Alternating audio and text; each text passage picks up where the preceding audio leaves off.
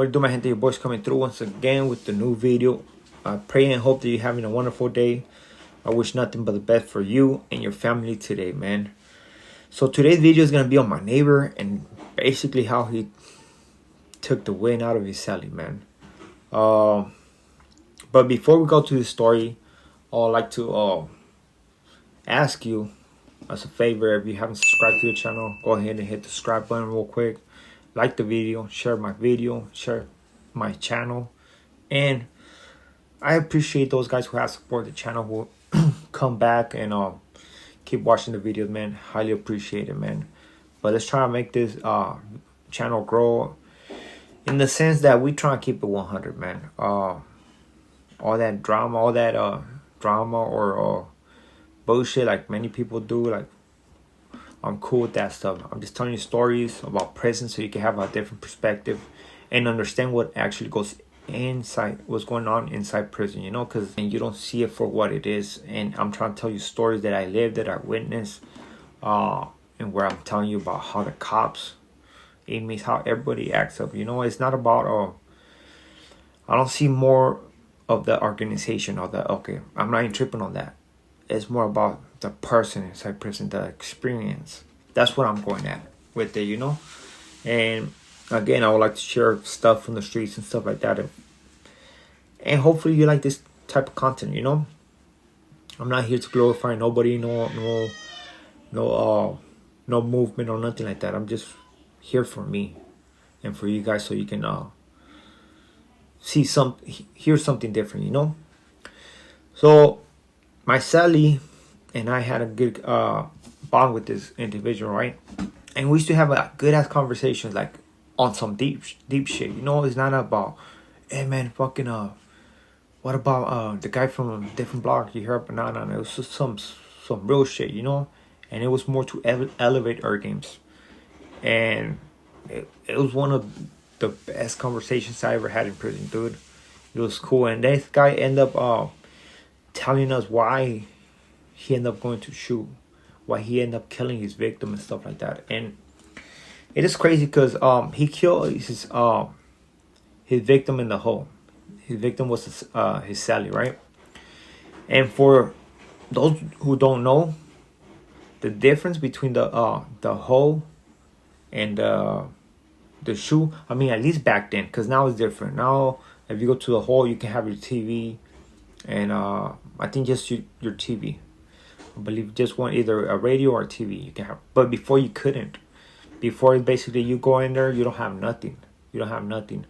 Nowadays, if you don't have a TV or a radio on your property, they'll loan you a radio. As a matter of fact, they still give you a radio. They'll give you a radio whether you have a radio or not. They give you a TV and they loan you a radio, which is like a crank radio.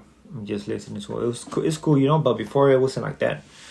And so this story basically, he didn't have nothing in there, so it was just him and his celly. And by the way, I don't know if I mentioned it, but he was a black. He was a blood from Southern California and stuff like that. And him and celly, right, were in the hole.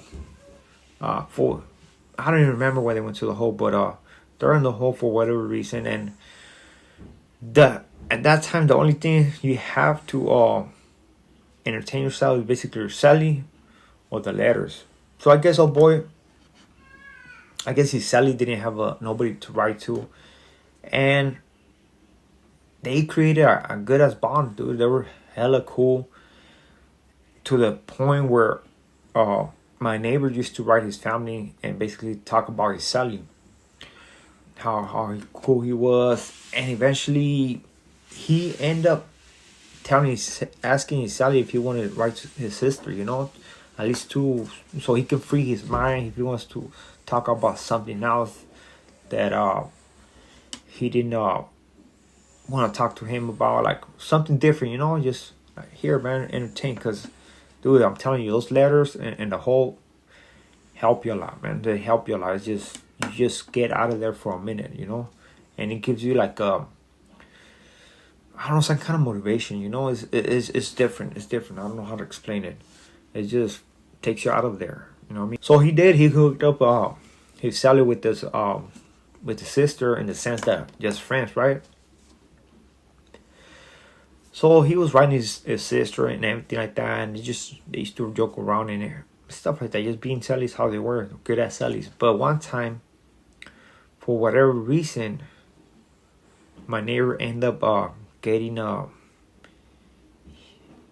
don't know if they confused is the name or the last name or whatever. But they ended up giving him the letter from his sister, and when he was reading the letter, like, basically he found out that they were talking like freaky stuff. Like he crossed the line with no boy's sister and basically made it sexual, you know, where they were talking sexual to each other, you know.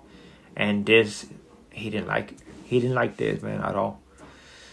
So he waited, right? He waited for count, and eventually he got down. He got down with the celly. He didn't even tell him what happened. He just like seen the letter, just kept it to himself, and took off on his celly when the time was right. So this guy took off on his celly. He tied him down. He tied him down to the bunk, dude. He tied him down to the bunk. Like, I see the pictures, man. And he suffocated. Oh boy. He put a fucking bag over his head and basically suffocated that guy. He couldn't breathe. And died. And he didn't stop there. I remember there was a pencil. He grabbed that pencil and put it through his eye. So in the picture, because they do that, what was that? There's a packet they give you once you go to the shoe, or when you cash your case, right? And we seen that packet. On the packet, you see Sally with that bag over his face, and you see the pencil just sticking out his eyeball. And to have, I mean, this guy was hella close with the Sally, man. And just to think about how he felt betrayed, because, I mean, he offered his sister just to conversate, like, keep it real, keep it G, you know, respectful, but somebody to talk to, you know. And this fool took it to a whole different level, and that ended up costing him his life. Of course, I mean, this carries a 3-year shoe term. So he did 3 years in the shoe, which he was right there at High Desert, and ended up getting kicked out, and that was when he became my neighbor. But it shows you like how in an instant, you know, something that meant a gesture that meant to help the next man, you know, to actually forget about the whole, have respectful conversation with another person, regardless if it's a woman or a man. But he went out of his way to accommodate his celly. His celly took advantage of that and took it to a sexual matter with his sister, and that cost him his life. He went to court. He got convicted of, and I believe they gave him 10 years. It is difficult to convict somebody in a cell murder when there's no witnesses. The other witness is basically dead, you know. So he claimed that. Eventually, he just got 10 years, but he was doing life already, you know. So those 10 years didn't matter. But it's a good story, man. Hopefully, you guys like this story, man. And just another one to the channel, you know. To next video, man. I hope you guys stay cool, stay sucker free, man, and enjoy your day.